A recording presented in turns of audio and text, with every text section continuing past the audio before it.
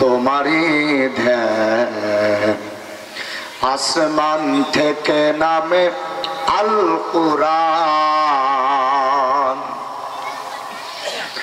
ভাঙলো সবার ভুল তোমারই পরে, আসলো কোরআনের ছায়া তলে। ঠিক না? খালিদ ওমর আলী আবু বকর ইসলামী ঝান্ডা নিল যে তুলে। আল আমিন তুমি ছিলে চিরদিন, সকল মানুষের তরে হে রাসূল, তোমাকে ভুলি আমি কেমন করে। আল্লাহুম্মা সাল্লি আলা মাওলানা মুহাম্মদ ওয়া আলা আলি সাইয়্যিদিনা মাওলানা মুহাম্মদ। আলহামদুলিল্লাহ, নতুন পাড়া যুব সংগঠনের উদ্যোগে তাফসিরুল কোরআন মাহফিল, প্রধান অতিথি হিসেবে আছেন মুফাসসিরে কোরআন বিশিষ্ট ইসলামী চিন্তাবিদ মুফতি আব্দুল্লাহ আল মামুন রহমানী, সিনিয়র মুহাদ্দিস জামিয়া ইসলামিয়া আরাবিয়া মিরপুর 1 ঢাকা। বিশেষ বক্তা হিসেবে ছিলেন মুফাসসিরে কোরআন বিশিষ্ট ইসলামী চিন্তাবিদ আমার বড় ভাই মুফতি আজম আহমদ, মোহতামিম দারুল ফালাহ কওমি মাদ্রাসা ও খতিব উপজেলা মডেল মসজিদ গোয়ালন্দ। এরপর বিশেষ বক্তা হিসেবে আল্লাহ আমাকে রেখেছেন, সভাপতিত্ব করছেন আমার উস্তাদ মাতার মুকুট, যার কাছ থেকে লেখাপড়া করে আমরা এই পর্যন্ত এসেছি, জনাব মাওলানা আমিনুল ইসলাম কাসিমি দামাত বারকাতুহুল আলিয়া, মোহতামিম জামিয়া নিজামিয়া কওমি মাদ্রাসা গোয়ালন্দ রাজবাড়ী।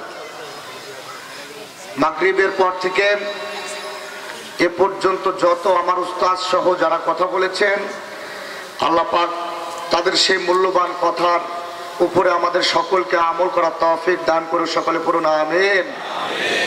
এবং আসলে আমি তো এমন এক ব্যক্তি আমার সামনে আমার আগে কথা বলেছেন, উনি হচ্ছেন আমার উস্তাদ, যার কাছ থেকে আমি লেখাপড়া শিখে আমরা এ পর্যন্ত আল্লাহ পাক আমাদেরকে কবুল করেছেন, যাদের দোয়ায় আমার উস্তাদ। আসলে তাদের সামনে কথা বলার মতো যোগ্যতা সেই শক্তি আমাদের নাই, যদি হুজুর দোয়া করেন তাহলে হয়তো আমরা বলতে পারবো আমি ইনশাল্লাহ। আর ওনাদের দোয়াই আল্লাহ পাক যতটুকু আগাইছে আসতে পারছে। যুব সমাজের উদ্যোগে আজকের এই তাফসিরুল কোরআন মাহফিল, এটা দেখে আমার খুব ভালো লাগছে, আমি খুশি হয়েছি। আপনারা খুশি হন নাই? সকলে খুশি হয়ে পড়ুন আলহামদুলিল্লাহ। আর পোস্টারে লেখা আছে তাফসিরুল কোরআন মাহফিল।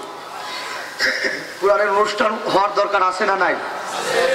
এই কোরআনের সঠিক প্রচার পৃথিবীতে না থাকার কারণে বাতিল শক্তিরা ইসলামের শিক্ষাকে তলে ফেলে ইবলিস শয়তানের শিক্ষাকে উপরে উঠিয়ে দীর্ঘদিন এ দেশে আলেমদের উপর নির্যাতন করেছে, ইসলামপন্থীদেরকে কোন ঠাসা করে রেখেছিল, ঠিক কিনা বলেন?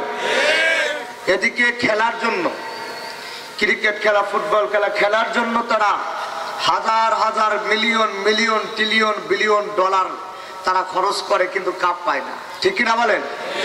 কিন্তু কোরআন হচ্ছে এমন এক মহাবিশ্বয়, এমন এক মহাশক্তিশালী আসমানি কিতাবের সর্বশ্রেষ্ঠ কিতাব। এই কোরআনকে তলে ফেলাইতে চাইছে যারা জালিম শাসক, বিগত জালিম শাসকরা যারাই কোরআনকে নিচে ফালানোর চেষ্টা করেছে, কোরআনকে নিচে ফালাইতে গিয়ে তারা নিজেরাই নিচে পড়ে গেছে, কোরআন উপরে উঠতেছে। বলেন আল্লাহু আকবার।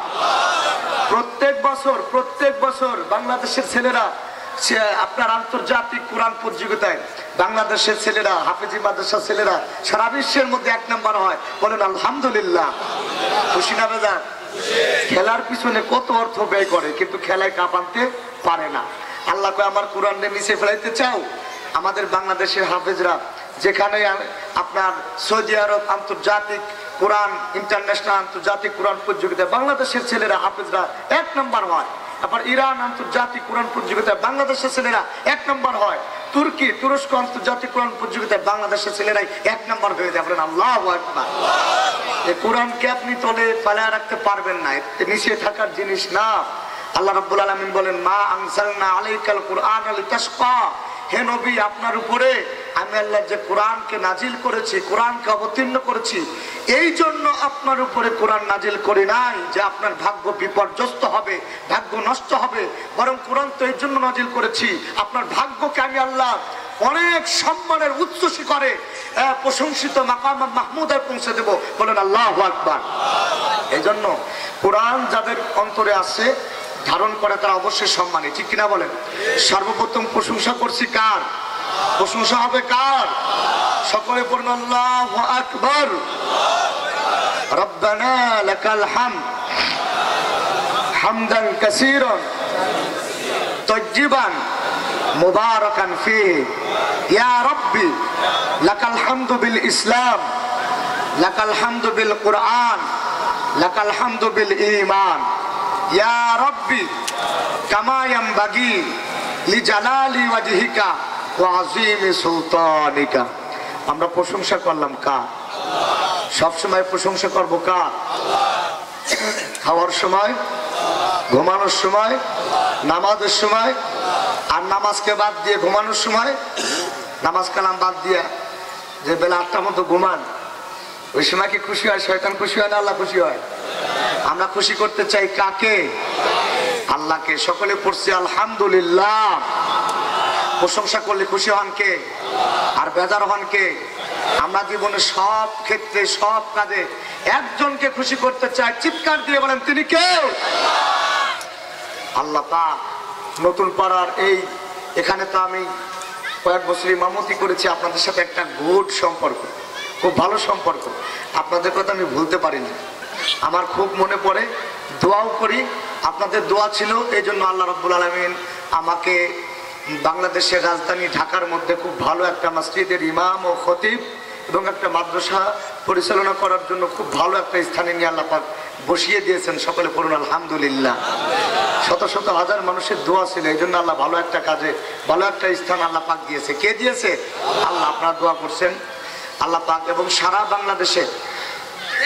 সারা বাংলাদেশে কোরআনের ময়দানে আল্লাহ ছোট্ট মানুষকে কথা বলার জন্য সুযোগ করে দিয়েছেন। বলেন আলহামদুলিল্লাহ।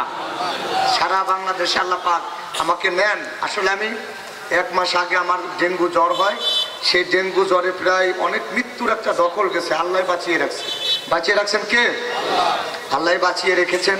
ডেঙ্গু হয়েছিল, সেখান থেকে আমার শরীরটা একটু শুকিয়ে গেছে। সবাই আমার জন্য দোয়া করবেন, আল্লাহ যেন আমাকে সুস্থতার সাথে নেক হায়াতে তৈয়বা দান করে। সকলে বলুন আমিন। জিকির করি লা ইলাহা ইল্লাল্লাহ, লা ইলাহা ইল্লাল্লাহ, লা ইলাহা ইল্লাল্লাহ মুহাম্মাদুর রাসূলুল্লাহ সাল্লাল্লাহু আলাইহি ওয়াসাল্লাম।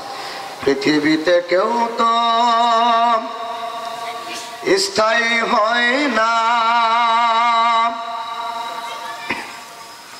হোক না সে ফিরাউন কিবা নমরুদ, কেউ ভবে চিরকাল রয় না, কেউ ভবে চিরকাল রয় না। ঠিক না? সবাই কি চিরকাল থাকবো? থাকবো না। কিন্তু আপনার দাদা মারা গেছে, নানা মারা গেছে, আপনার নানা নানি মারা গেছে, একদিন আপনিও থাকবেন, ঠিক কিনা বলেন? পৃথিবীতে কেউ তো স্থায়ী হয় না, হোক না সে ফিরাউন কিবা নমরুদ, কেউ ভবে চিরকাল রয় না, কেউ ভবে চিরকাল রয় না। ফিরাউন শেষ তক ছিল না, মৃত্যু তাকেও ছেড়ে দিল না, ঠিক না?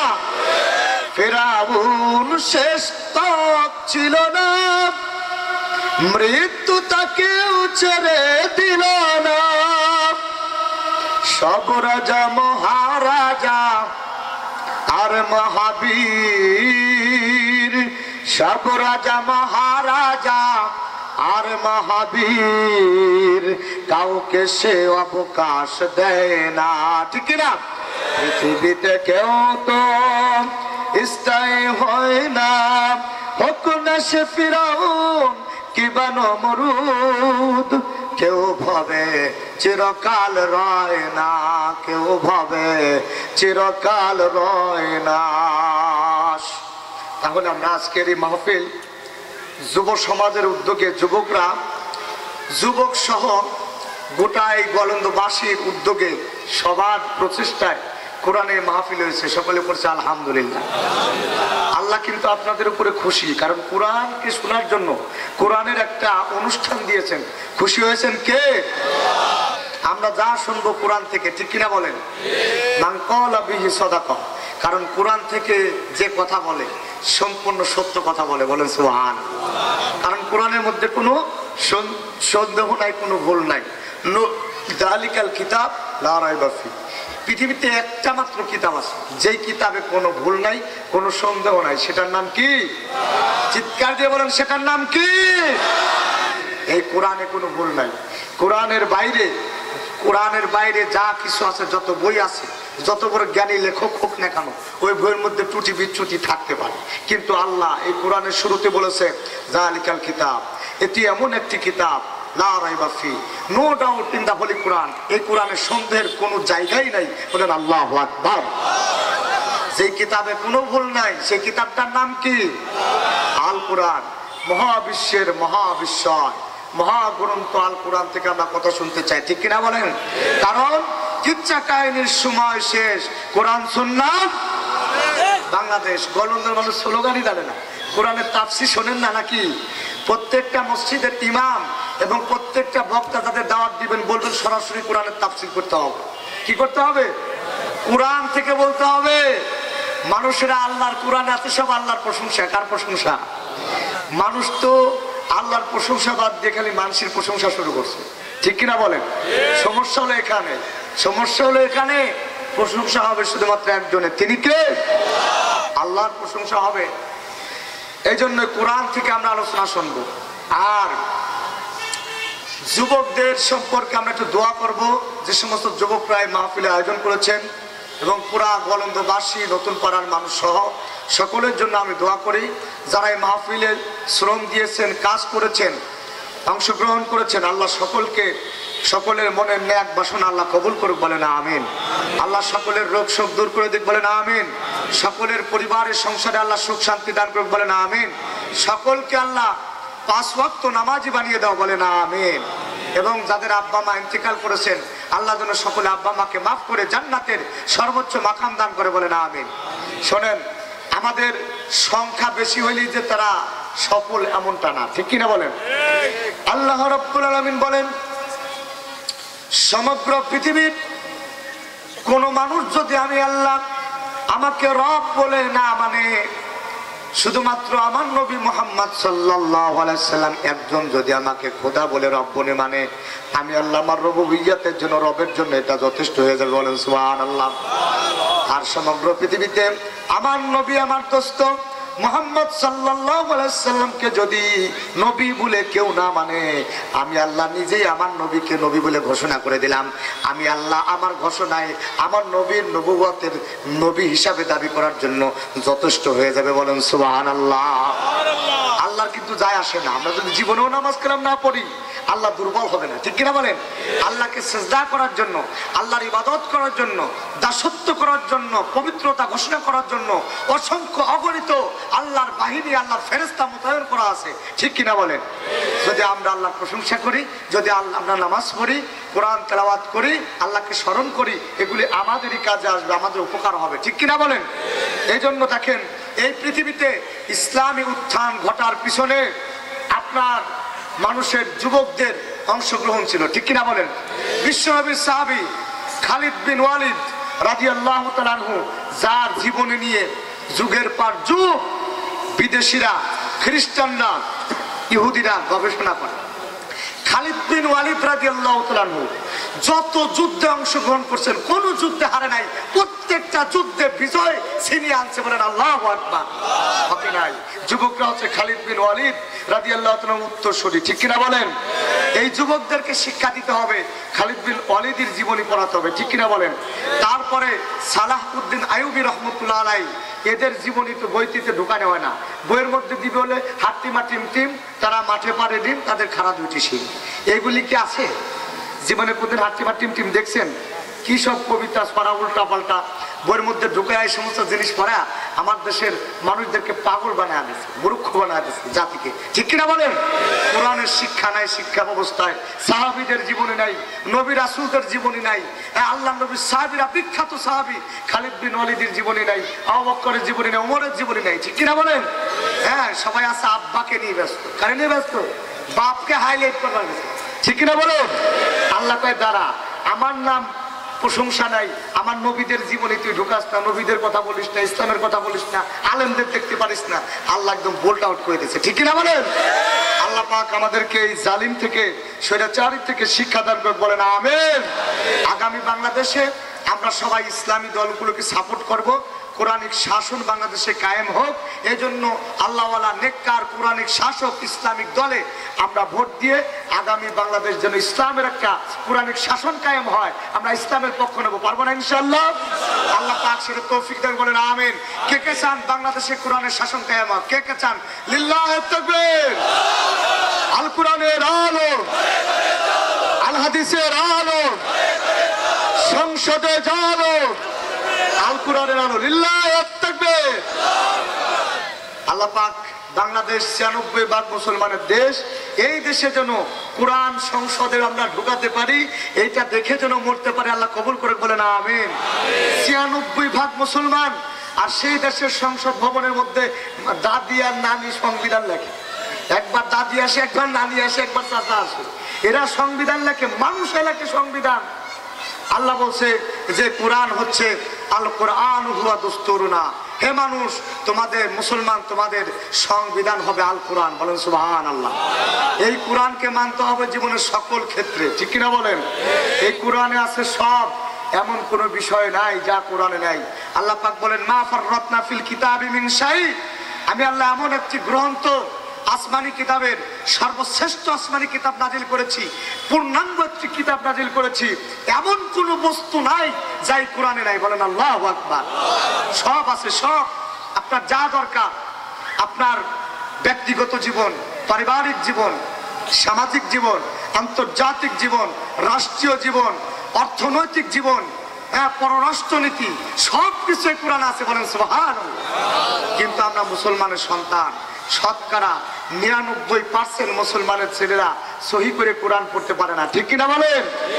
আমরা মার খাচ্ছি, গোটা বিশ্বে কান ধরে আমাদেরকে উঠাচ্ছে আর বসাচ্ছে ইহুদির বাচ্চারা, শুধুমাত্র এই কোরআন আমরা পড়তে পারি না। কোরআন ঠিকই আল্লাহ আমাদের উপহার দিয়েছে, কোরআনের অর্থ আমরা জানি না, যে কারণে আমরা পিছনে, ঠিক কিনা বলেন?